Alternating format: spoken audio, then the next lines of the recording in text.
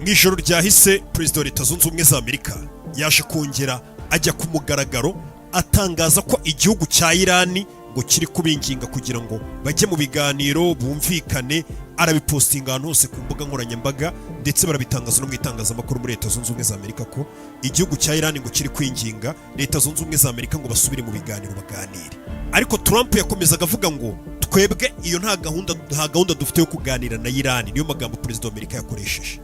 Ariko muri kano kanya tuvugana, Minisitiri w'Ububanyi n'Amahanga n'ubundi w'igihugu cya Irani araje kuri ikiganiro ku gitangazamakuru cyo muri Leta Zunze Ubumwe za Amerika. Ayo makuru arayavuguruza, aravuga ati ni gute twe twakwifuza kongera kuganira namwe, n'ubundi mujya kuturasa bwa mbere no ntambara ijya gutangira, n'ubundi twari tukiri mu biganiro namwe. Agaragaza ko nta biganiro bakeneye ahubwo hagati yabo na Amerika. Ndagira ngo kino kiganiro nacyo tuse nk'abagicamo gake, ariko mbere ko twinjira muri iki kiganiro n'ubundi reka tumanze tugaruke kuri Benjamin Netanyahu. Benjamin Netanyahu ngira ngo mu minsi ishize mwagiye mubibona, ejo bundi hagaragaye ifoto cyangwa se video ya Benjamin Netanyahu ubwo yari ari imbere y'itangazamakuru, yari muri press conference ari kuganira n'itangazamakuru. Hari video yagiye imufata bagaragaza ko ashobora kuba intoki ze zabaye nyinshi, batangira kuvuga ati Benjamin Netanyahu ashobora kuba yarapfuye, kuko n'ubundi yari yashize iminsi myinshi bikekwa ko Benjamin Netanyahu yishwe. Bavuga ati Netanyahu nta hantu aheruka kugaragara, ashobora kuba yarasiwe muri ibi bitero, ibintu nk'ibyo bizenguruka ko yaba yarapfuye. Agiye no kugaruka rongaze noneho avugira imbere y'itangazamakuru nyuma y'iminsi myinshi atagaragara. Yaragaragaye, ariko muri izo video zagaragaye ari kuganira itangazamakuru hari ahantu byagaragaye ko intoki ze ari nyinshi zirenze kuba intoki 5, ahubwo noneho afite intoki 6.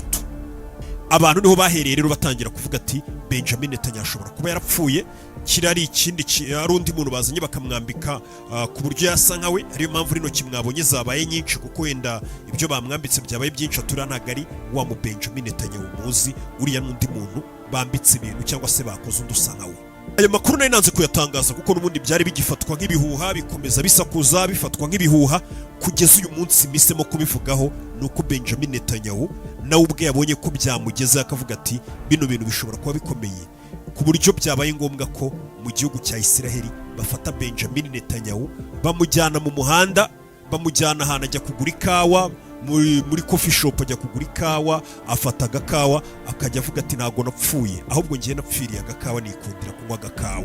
Mbega agaragaza ko iyo video yakoze, urumva yataye akazi yararimo, ati ibintu byose yararimo, ajya kugura ikawa mu mujyi nk'abandi baturage bose azenguruka, ajya muri shop, ngira ngo ifoto imwe muri no kuyibona aho ngaho, ajya kugura ikawa kugira ngo yemeze aca ibyo bihuha. Urumva ko ibyo bihuha byari bimaze kugira uburemere bukomeye. Buri iyo umuyobozi bavuze ngo yapfuye akageraho nawe aza noneho akora igikorwa cyo kubisobanura agaragaza ko ari muzima, urumva ko ibihuha biba byamaze gufata indi ntera ndende. Gusa akimara gusohora iyo video n'ubundi ari kunywa ikawa cyangwa se avuye kugura ikawa cyangwa se ari no kugura ikawa muri coffee shop, nabyo byateje ikindi kibazo. Nabwo bari kuvuga ngo iyo video si ya nyayo, ngo ishobora kuba ari iya kera, ngo kuko ngo muri iyo video hagaragayemo abantu bari bamukikije ko bari bambaye udupfukamunwa. Ibyo ntabwo ari byo wagenderaho, kuko mu minsi nk'ingiyi y'intambara abantu benshi bakunze kwambara udupfukamunwa bitewe n'uko baba batizeye ngo hararaswe ibihe bisasu, ese bimeze gute, udupfukamunwa ntabwo wahita ubigenderaho.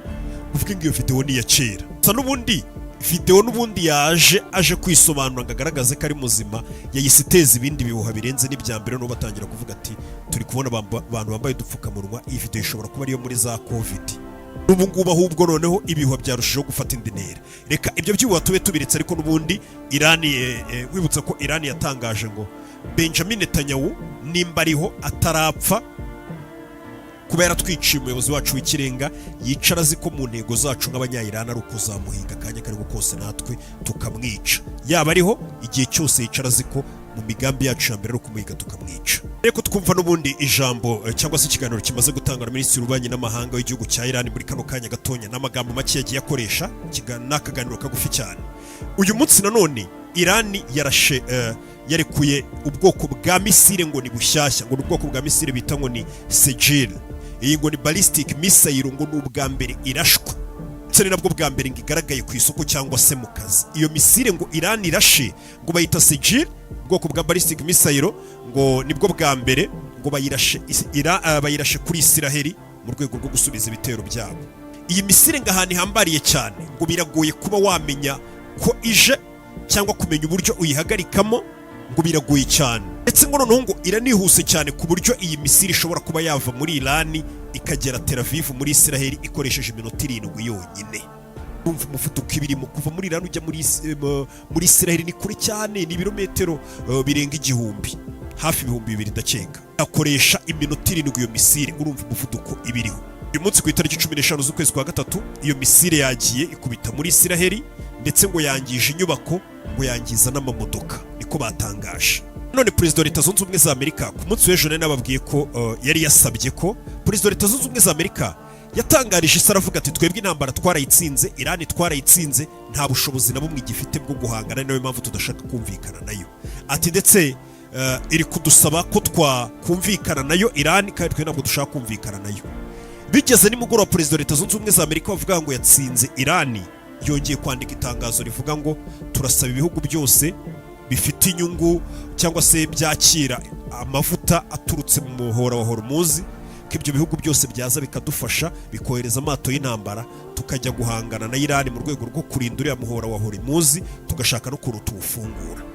Abantu bamwe batangira kuvuga ati Perezida wa Leta Zunze Ubumwe za Amerika afite ikihe kibazo?